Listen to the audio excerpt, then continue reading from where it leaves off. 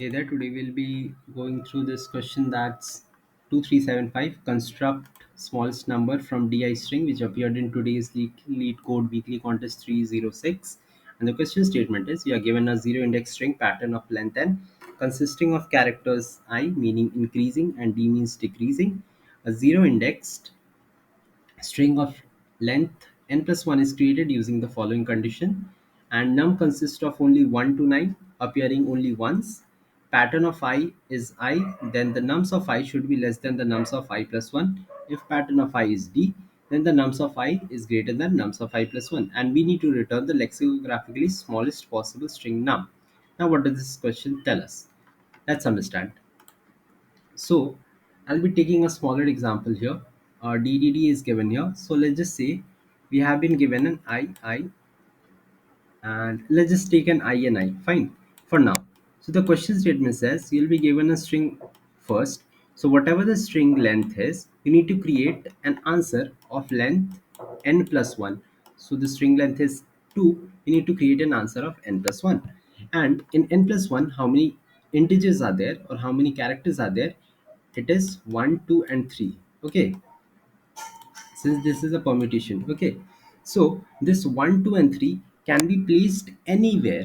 Okay, in these three positions we can place it anywhere, wherever you want place it, but you need to have this configuration, that is I and I. And what does this I and I means? Let's see. If we place something like a 3, 2, and 1, does it satisfy this I and I? Let's see. So I and I means the first position. So let's just place this I and I right here, and let's just place this 3 to 1, that is here. So let's see, I and I means increasing. So is this index, that is 3, value lesser than 2? The next value obviously not. So this is not satisfying. The first I is also not satisfying. How will this be a correct sequence to my answer, right? So this is not a possible answer. So let's just check another permutation. Can there be another permutation? Let's say 1, 3, and 2. Okay, now coming on to this one, I, it should be increasing. Nums of I should be less than nums of I plus 1. So 1 is lesser than 3. Okay, this is perfectly fine. I do not care about the first index. Let's get on to the next index. Now coming on to this one. Is 3 lesser than 2? No, I do not find it. Okay, so I cannot move further. This index actually did not satisfy my condition. So I cannot take this permutation also. Okay, so now let's throw this permutation out again. Fine. So now let's see what other permutation is possible to us. And for a length 3, there are 6 total permutations that are possible, if you know. So if you carefully see 1, 2, 3, if we just place it here, it will satisfy this I and I property. How? Nums of I is smaller than nums of I plus 1. 1 is less than 2. Satisfying. Fine. 2 is lesser than 3. Nums of I is lower than nums of I plus 1. That is also satisfying the condition, right? And this is also the lexicographically smallest one, right? You actually got your answer. This is what you need to return. That is 1, 2, and 3. What if we had something like a I and D? Can this be possible? Let's see. They said first it should be increasing, then it should be decreasing. What comes to your mind? We have already done it. You must have got it. It should be 1, 3, and 2. Why so? First, it is increasing, 1 is less than 3, and then it is decreasing, 3 is greater than 2, right? So, this is the one, and this is also the lexicographically smallest possible one, right? And this is your answer. So, what we need to do is we just first need to generate all the possible permutations. So, the approach is generate all the possible permutation, and how you can do it is up to you. In C++, there is a STL, which is next permutation. Okay, next underscore permutation, which gives you all the permutations, or you can do it the recursive way. Okay, you can do it the recursive way to generate all the permutation and store it in some vector or a array of string, whatever you wanted. Okay, I did the C++ STL way. Okay, so now let's understand how to do it. Coming on to this part, I know that first of all, whatever I said, that is, if you have been given a pattern of length, let's just say n, your answer pattern will be of how much length? N plus 1, which I said. Fine. And what are the numbers that will be in this 1 plus n plus 1 string, that is nothing but 1 to n plus 1. And what do I mean by that? Let's just say the string given here is of length 3, right? You can see that all the numbers from 1 to 4 are present here, that is 1 to n plus 1. So in my answer string I will have numbers from 1 to 4. Okay, this is what I mean by that. Fine. Now what is this part doing here, this for loop? First of all, I've created a temporary string. I said whatever the numbers are from 1 to n plus 1, I will keep it in my string. So if I have a length 3 in my pattern, how many numbers do I need in my string? I need 1, 2, 3, 4. So what I did was I iterated from I to 1 plus n plus 1, and I said all the numbers from 1, 2, 3, 4, so on till n plus 1, you go and put it in the string s. Sorry about that. Now what we need to do, we just need to create all the permutations, right? I know that if I have a string like this, okay, in my string let's just say 1 to 3 is there. I just need all the permutations of 1 to 3. What can be there? 1 3 2 is there, 2 1 3 is there, all of these. So where can I store it? I can store it in an array of strings. So I created an array of strings, that is right here. This is where all the permutations are being stored.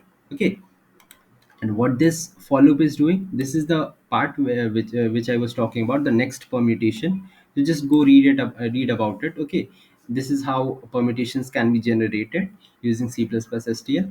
And if you want the grg link, I'll give it to you if you want it. Okay, just comment down, I'll just give this next permutation part also in the comment section. Okay, so this gives us all the permutations, and where do we store it? We store it in the answer vector that we wanted.